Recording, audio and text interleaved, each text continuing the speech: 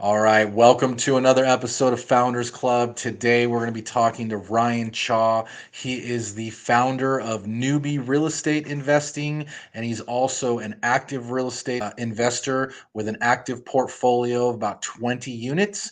He's also specialized in different ways of adding value to increase cash flow, and we're going to dive into all that on this episode of Founders Club. As always, make sure you guys check out the links in the description below. And if you like money and you like real estate, hit that subscribe button because this is the show for you. Welcome to Founders Club, the show for real estate entrepreneurs.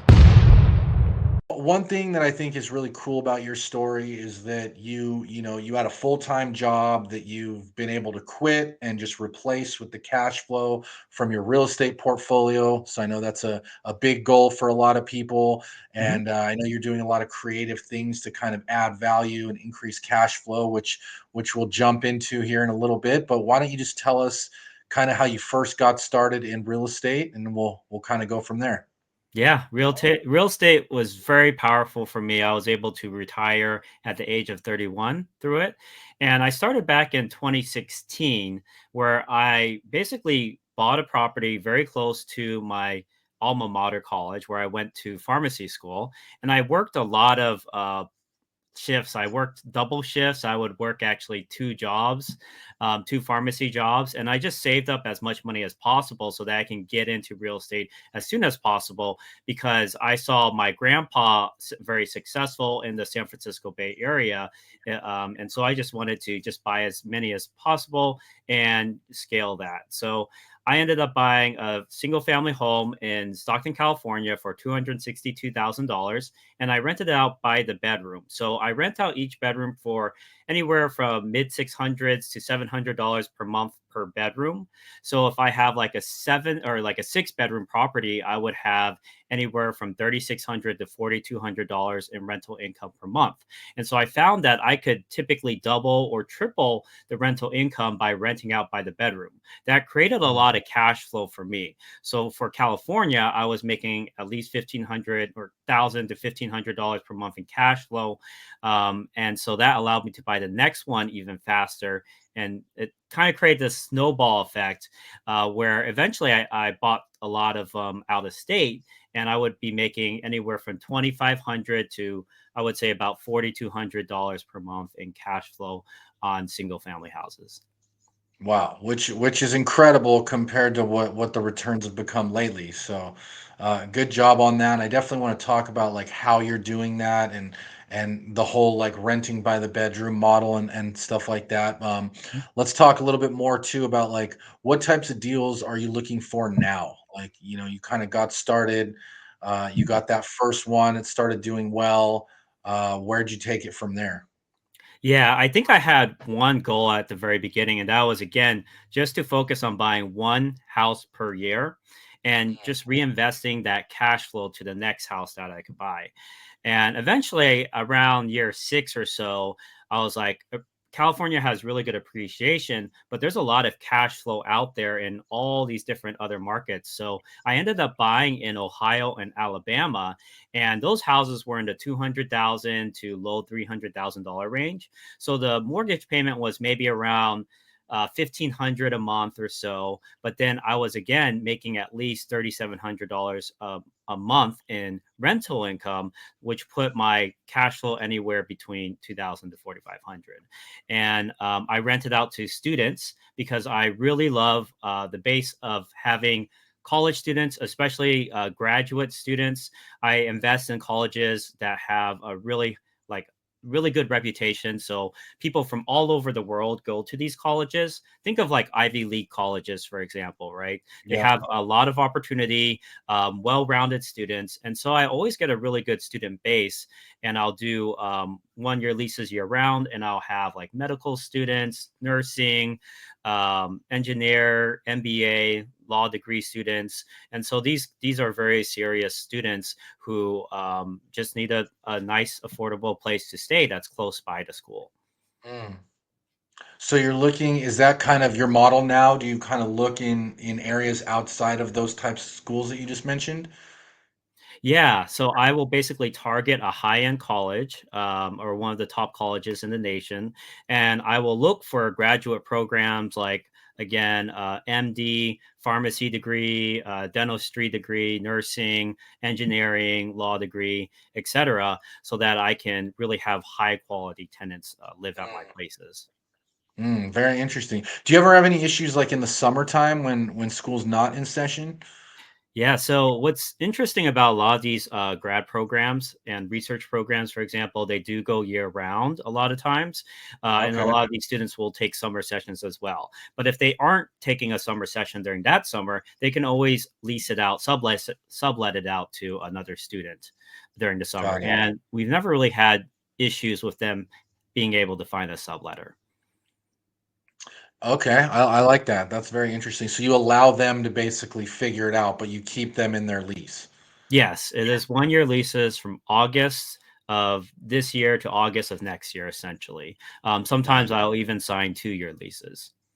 Got it. No, that makes total sense. And so how important would you say is location in this type of a strategy?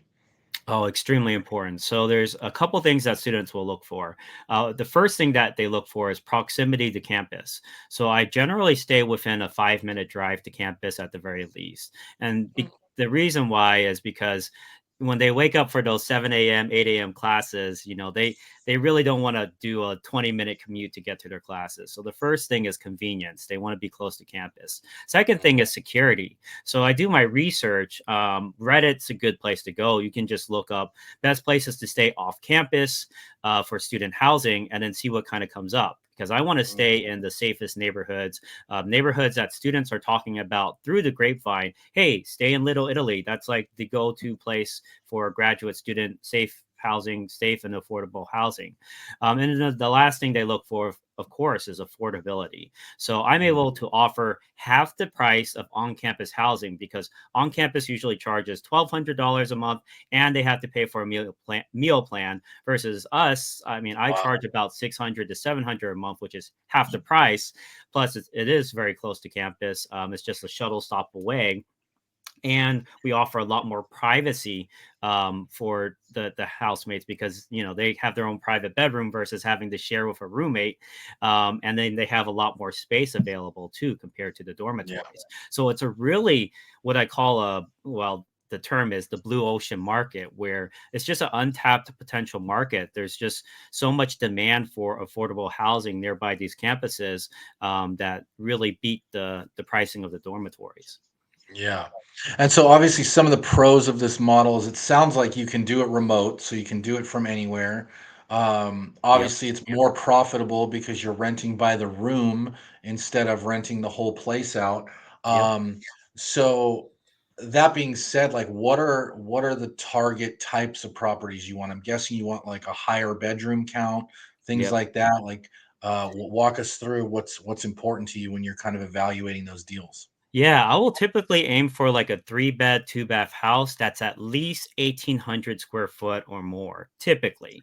The reason why is if you divide the total square footage by 300, that gives you how many bedrooms you can have at the house, usually. So 1,800 square foot divided by 300 gives you 6 bedrooms. And 6 bedrooms is kind of the sweet spot because if you have a 6-bed, 2-bathroom house, you will have 3 people sharing each bathroom, which is a really good ratio. Once you get to 4 or more people sharing a bathroom, that's when it gets a little bit tricky. Now, I do have houses where it's like a 7 bedroom, 2 bathroom situation, but I really aim for 6 bed, 2 bath because that's kind of like the sweet spot. With that being said, I do have even larger properties where one of mine is 10 bedrooms, 4 bathrooms. So that one has 10 students in it. It's actually it's pretty big. And so that one, the cash flow, we bought it for 367,000. And then I rented, I think the mortgage was about 2,300 or 2,200, but I rented it out for about 6,500 a month. So Wow, that's amazing. that one's the biggest cash flowing one. But yeah, that's kind of an unusual case. Not all houses will be 10-bedroom houses, but for me, it made sense, right? And again, the way you're looking at that, you said you're looking at about 300 square foot per bedroom. And so then when you buy one of these like 3 bedroom, 2 bath houses, are Mhm. you just adding walls and putting in doors to just squeeze as many bedrooms as possible? Is that kind of the Exactly. model? Yeah, it's just adding some framing and drywall and a doorway, and that will cost anywhere from like 1,500 to 2,500 usually per Yeah. room.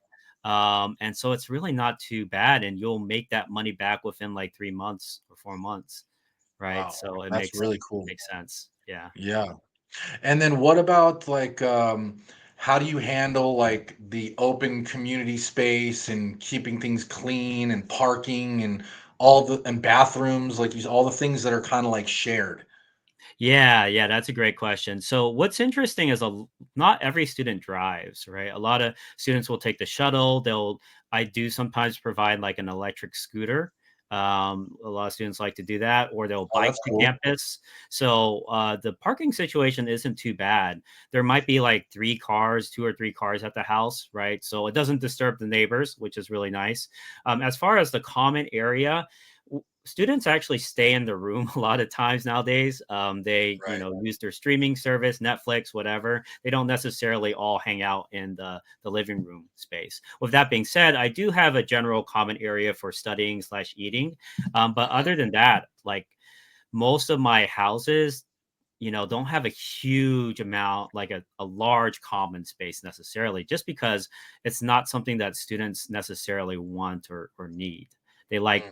having larger bedrooms instead, Yeah, right? no, it totally makes sense. I mean, if you think about the way they live on campus would be like that. They're basically just in their room, they got a bed, Exactly. a desk, and a bathroom close by. Yeah, and they're mainly at school, hanging out with their friends, or they're, going out to eat and whatnot. So it's not a huge thing to have a fancy, quartz countertop kitchen, right? It's not a big deal for them because they're probably just going to order takeout. Right. Yeah, exactly. And then what about keeping things clean? Bathrooms, kitchens, they obviously get dirty with use. Yeah. You probably have some people that are very clean and some people that probably aren't clean at all. Yeah, How do you exactly. navigate that? Yeah, so I do have a list of like tenant house rules that they agree to, but another thing you can do is what I'm doing this year is quarterly maid cleaning.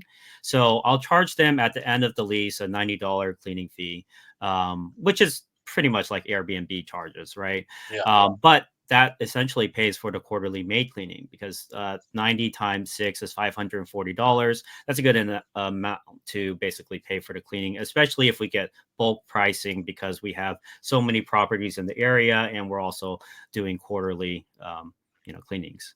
Yeah.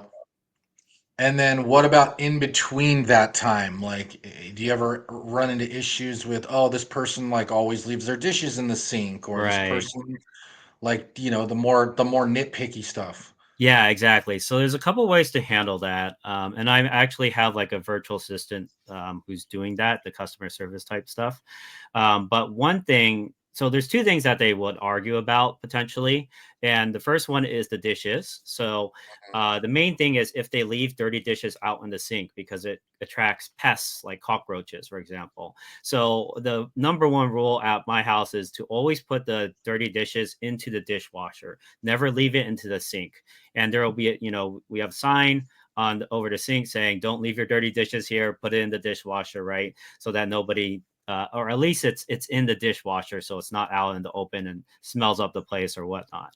The second thing is the refrigerator space. So Right. every once in a while, we have to do a purge. Right, where one day everyone labels their food, and then any food that's not labeled, we just toss or have them toss because sometimes you'll have a tenant from a year and a half ago who left their, I don't know, bread there, and Yeah. no one thinks it's theirs, so they didn't want to toss it.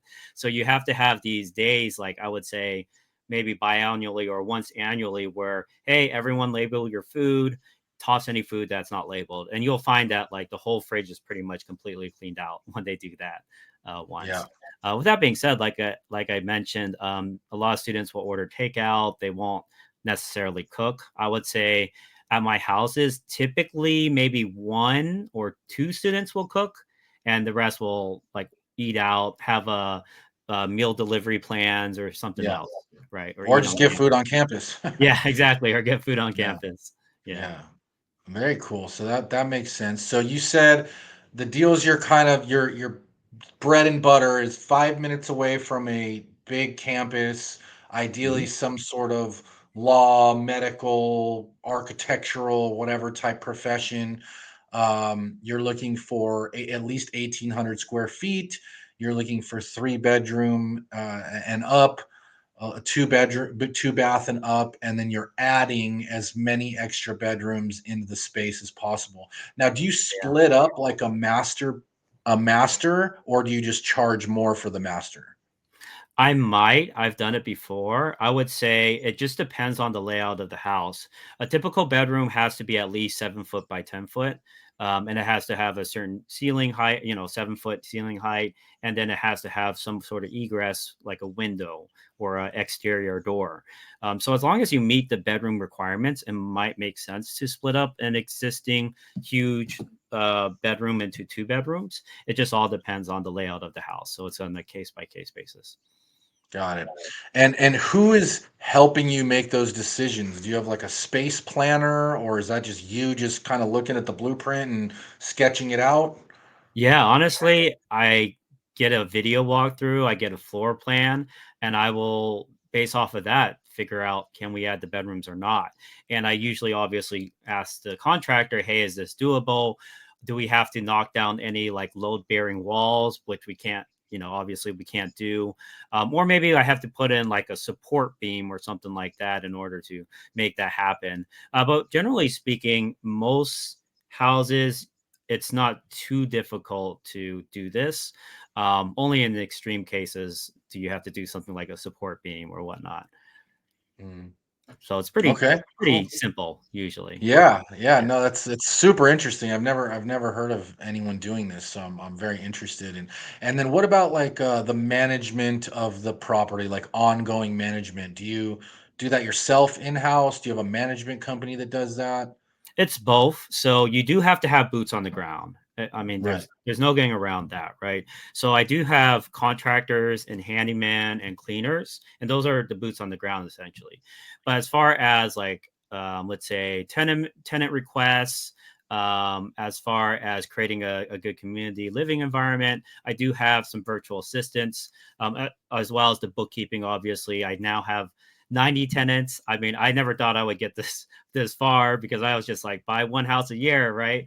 But now I have 90 tenants, so I do have a bookkeeper in the Philippines, and then most of my customer service is also in the Philippines. So it's really nice because it's a win-win situation. To them, let's say $1,200 a month is a lot of money. And that's basically full-time pay for somebody in the Philippines, and plus they can support their families and everything. But for us, it does save costs so that we can continue to expand and scale this business. Yep. So, And yeah, what that's what what we sort do. of things is the virtual assistant doing for you? Yeah, so making sure rent and utilities are collected. If rent or utilities it was not paid or late, keeping a record of all of that, notifying them if there's any late rent, late charges that they have to pay. If there's any like, let's say the washer breaks down, dryer breaks down, whatever, the tenant will put in a ticket, and so they will oversee that the ticket is handled in a timely manner. Otherwise, they'll PM the handyman or the contractor. There's also marketing. They do all of the marketing now. So, Nice. they come up with, well, basically, they post on all the housing sites. They respond to all of the tenant leads. And yeah, there's kind of a system that I created with my team. That's great.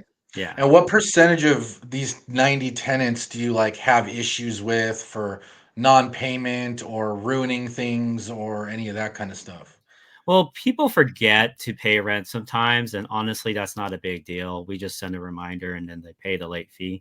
As far as tenant versus tenant conflict, I would say, I mean, when I had just four or five rentals at the beginning, it would be very rare. I would say maybe once a year, once every 2 years. Now that I have 90, I would say maybe 5 to 10% of them might. complain about something, and then we have to figure out how to address it, which it isn't too bad. Again, like most of it could be solved with a cleaning of the house, or having the tenant have a face-to-face discussion with the other tenant.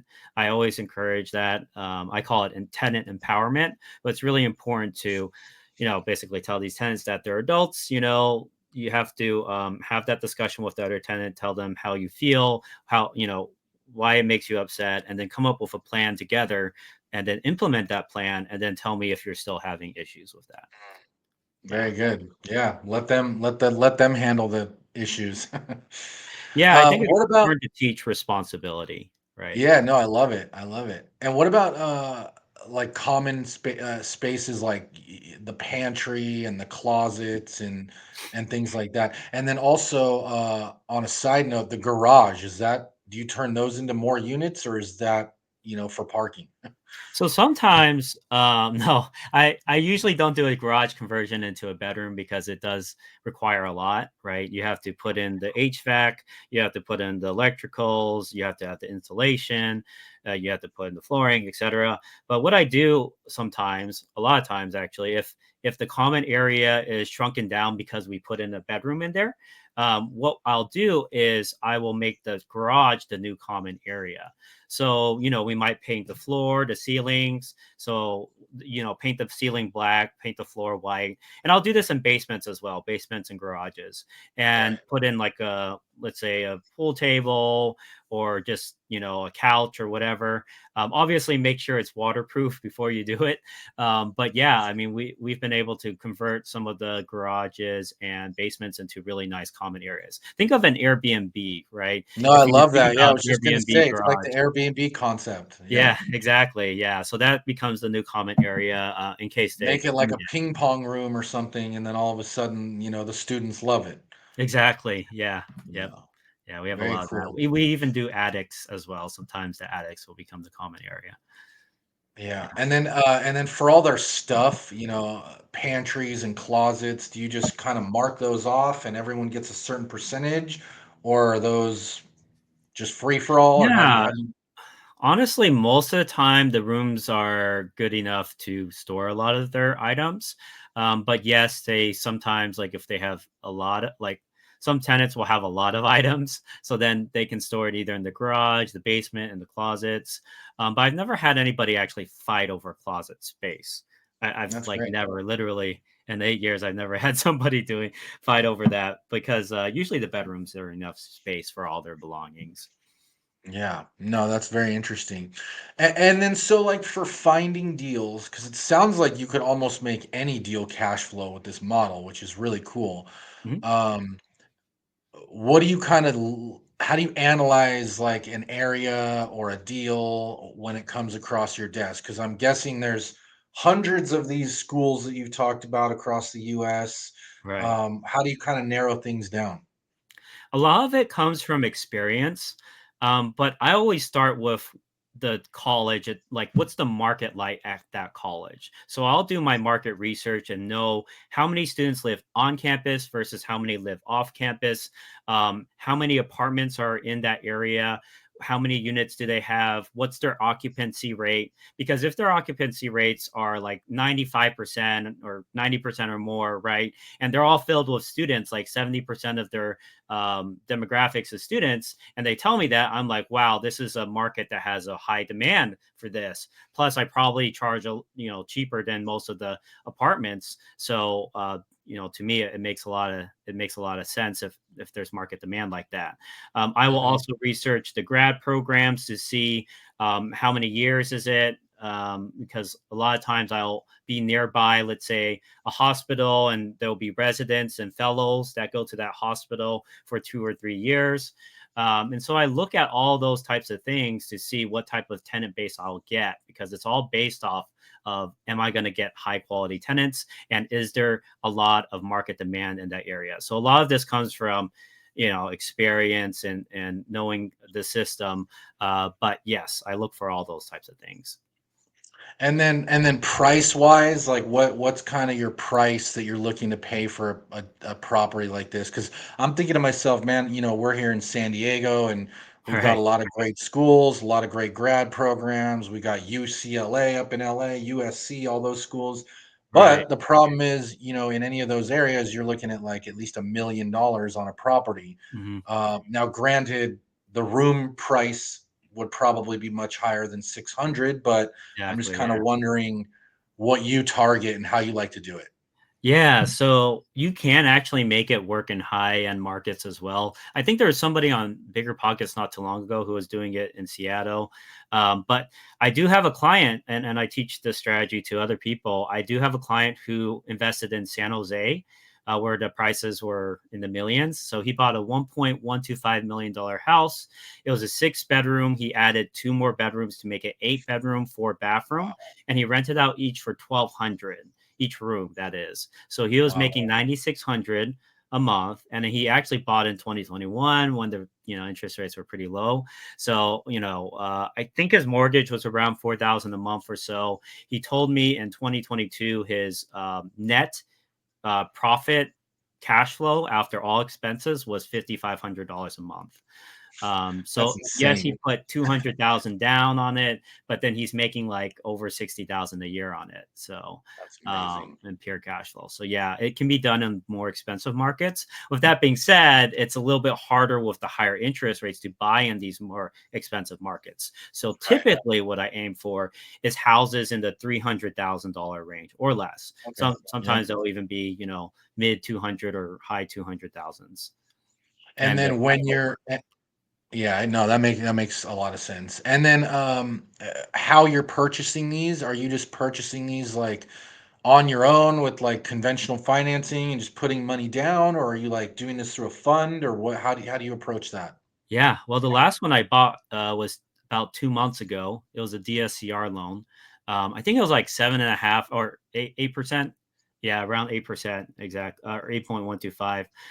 But what's really cool about DSCR is you don't necessarily have to have like a W-2 job in order to get that financing. It's based off of the rental income that the property will generate. So if that covers your mortgage, basically, if the rental income covers your mortgage payment and then some, you'll probably be approved for a DSCR loan as long as you have the down payment to fund it. Down And payment. that's just to clarify on that, that's not the as is rent that would get, it's the after you did what you wanted to do and got the extra bedrooms. That's the rent they're looking at? No, they're actually basing it off an appraisal report. So they'll do an Okay. appraisal report and see what the market rent is for the area. Okay. But yeah, generally, at least in my areas, the mortgages are quite low. If I buy like a 200 or $300,000 house, and the rents, I would say around 1,800 or 2,300 a month, depending on the property. So usually, yeah, it pans out. It just depends on the area, but DSCR loans are very powerful because there's no limit to it. Versus if you do the Fannie Mae, Freddie Mac conventional loans, you get capped out at 10. So I Right. have 8 Fannie Mae loans, and I want to save two for my, dream home, vacation home potentially, right?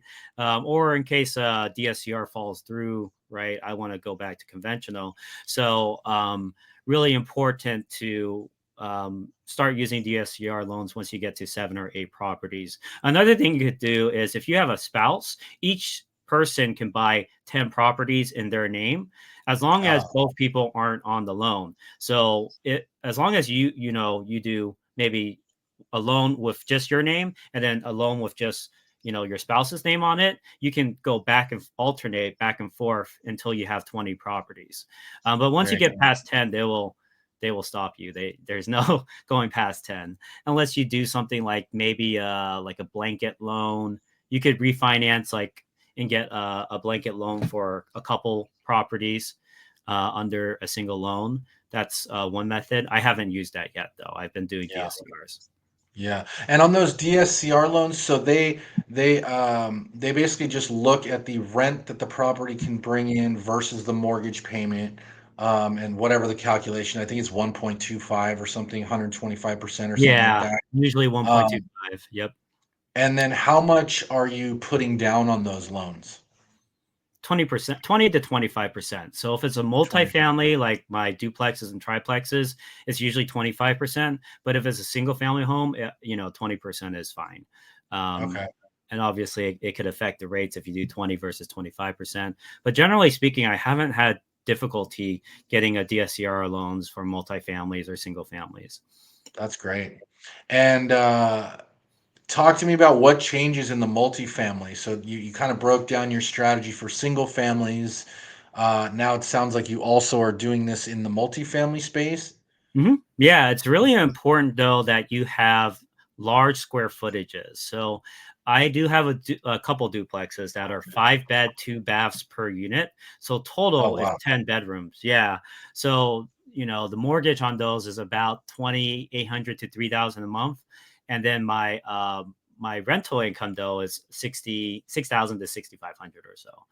nice. So those are about 3,000 a month to 3,500 a month, cash flow properties. So And so yeah, those are those my you two just types of.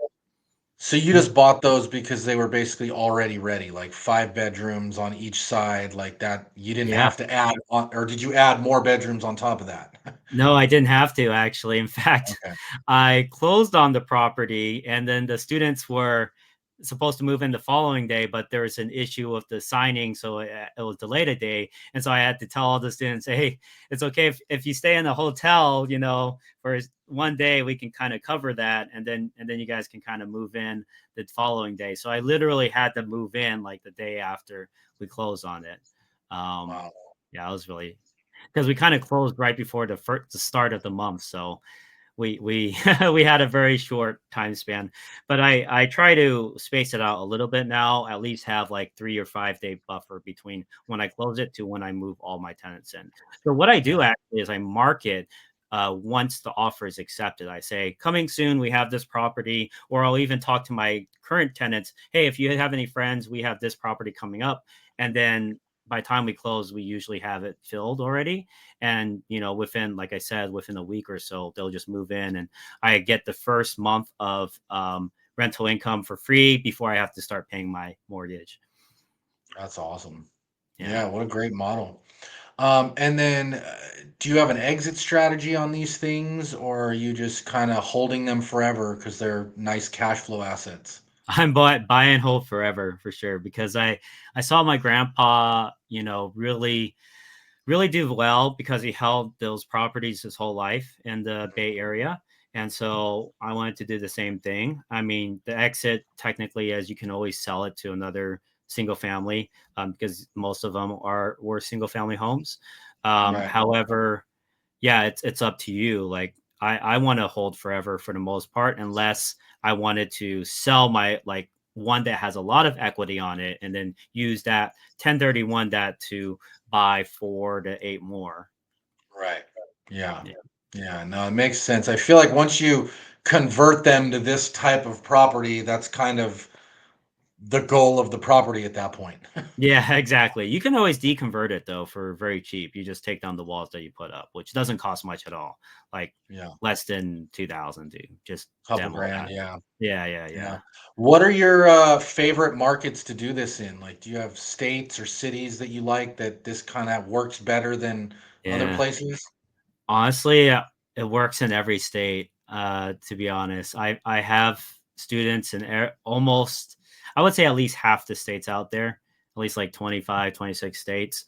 And it works everywhere because every state out there has anywhere from like 50 to like 150 or 200 colleges. So, you can go to any state, find a top college, and make this model work.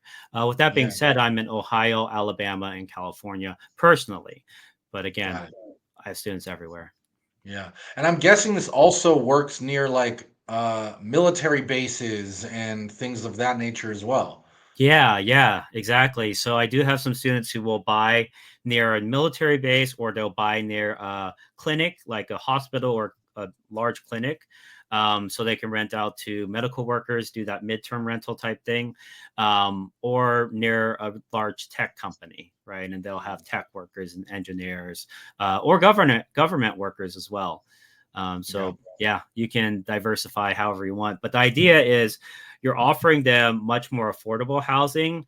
As long as they're okay living with other housemates to save money, Yep. they still have their own private room. They still have a lot of space in general, and so it makes sense for a lot of people, not just college students.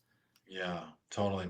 And are you anything that you're saying on the marketing that are you using the traditional sites and just putting room for rent, or where do you market these for the most part Yeah, to so find Facebook students? groups works pretty well for students Mhm. because there's specific Facebook housing groups and specific college town related groups.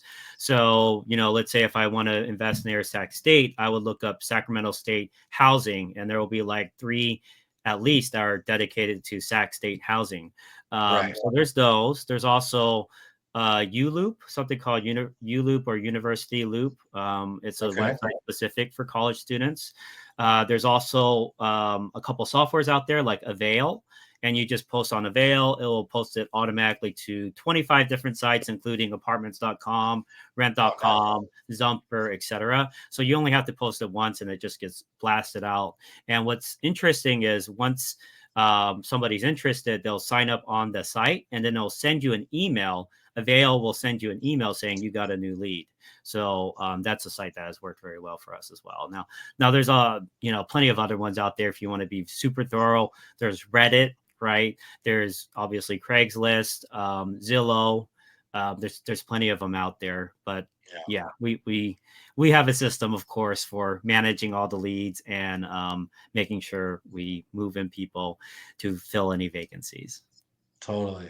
No, that's cool. And for people that want to learn more about that, what is the website where they can get more information from you? Yeah, so I go over my system. I give a free PDF for how it works at www.newbierealestateinvesting.com/guide. That's www.newbierealestateinvesting.com/guide. And newbie is spelled Newbie. I also go through, the specific strategies, some of the mistakes I made, what I learned from it. So you get all of that once you get that free PDF. Awesome. A couple questions just to wrap up too. And I'm more just curious, do you ever get issues with like the neighbors or like zoning issues or any weird stuff like that? Yeah, zoning's a important issue for sure. So any city that I'm investing in, I will talk with a real estate attorney, and they usually do a free 30-minute consult, and I'll ask them, are there any issues with unrelated tenants at these houses? Because sometimes there will be ordinances that limit how many unrelated tenants you have at a house. And so what you can do is a lot of these cities will have something like a change of use permit where you change the use of the house to be a rooming house or boarding house. And in Mm, that sense, if you do that change of use permit, which only takes about 2 to 3 weeks for them to approve, and in fact, okay. like I never even had them enter the interior of the house. They just looked at the floor plan and then they said, okay, yeah, this works, right? And so it just gets reclassified as a rooming house, and then you're fine. Another thing you could do is a zoning variance. Now, those are a little bit more complicated. They involve going to the board of zoning. They involve a little bit lengthier of a process potentially, but I've done that as well. So again, just find a real estate attorney who can advise you through that process. I've even had an attorney said, "Hey, if you just put one person on the lease and then they sublet to the others, technically you're not in violation either." But those are just things that the attorneys have told me. I don't know if that technically will work. Again, I'd rather do the change of use and make sure we're in compliance. So yeah, Yeah. make sure that's true. Definitely keep that in mind. There are a lot of markets that don't have like huge restrictions around that, especially like California, for instance. We don't have restrictions around that type of stuff Yeah. Yeah. usually. No, very cool. And then as far as the deals that you're buying, are you basically just buying these off the MLS? Like you see one you like and just calling the agent and putting a deal together? Or are you guys marketing for off-market stuff, or where do you buy most of your deals? Yeah, honestly, I check Zillow every day, and I would say like 90% of the deals I just find it on Zillow. So I Nice. look at Zillow in a very different way than a typical real estate investor will look at Zillow. I look at these houses for how close they are to the university, how big are they, and generally I can pay higher pricing if I needed to compared to the asking price. But Right. now, of course, I wouldn't do that because right now there's not many other buyers out there, so why bid against yourself? But Right. yeah, I have a very specific criteria, and so I see deals everywhere just sitting there that make a lot of sense for this model. But they're just sitting there because most people are looking at it through a different filter, through a different lens than I am looking at it as. Right. But yeah, with that being said, there's deals all the time in so many different college towns. Again, every state has like 100 colleges, so Yeah. Yeah. they're There's everywhere. no shortage, that's for sure. Oh yeah. Very cool. So in 60 seconds or less, what would you say it takes to be a successful investor in this student housing space? Well, I would say as a successful investor in general, you have to have patience. And again, where I started, I just focused on that one thing, which was buy one property a year. Do as much as I can to buy one property a year, even if it means like taking out a HELOC or maybe encouraging others to help co-finance it with me or something like that. Um, I did have a circumstance where I had to replace this HVAC, and I asked my dad to give me a loan, and I would give him the rent for one of the bedrooms for the rest of his life. So I was, at the very beginning, of course, you don't have much capital, so you do what you can. So I think that's the most important thing is just being persistent and being resilient, and yeah, having that perseverance. As for this specific model, I mean, obviously, there's a lot of details and intricacies with it, but if you remember the top three things, I think you'll have a good start with this. And the top three things are being close to the school, being 5 minutes driving distance, being in a safe neighborhood where if the parent comes, they're not going to say, "Oh, don't stay here, kid. My son, I don't want my son to stay here." Right. So a safe area. And then the third one is affordability. So just knowing what the market rent is in that area, what the market demand is for a single bedroom, and then making sure that you charge accordingly. Yeah. Yeah, very cool. Well, I gotta say, Ryan, this has been really insightful. I definitely appreciate your time and insight on this subject. For those that want to connect with you, where can they find connect with you? Yeah, again, it's www.newbierealestateinvesting.com/guide. And then basically you get the free PDF. You also get on the email list. You can always shoot me an email directly after you sign up for the PDF. Awesome. And then anything on social media? Yeah, well, I don't use social media as much. I do have a YouTube channel. Just look up Ryan Cool. Chaw, CHAW. I do have Awesome. Instagram. It's CAO8888. Nice. But yeah, you can find me there or on Facebook. Cool. Well, again, really appreciate your time. Everyone, thanks for listening. As always, if you like money and you like real estate, hit that subscribe button because this is the show for you, and we will see you on the next one. Thanks, Ryan. Thanks. Thanks again, Oliver.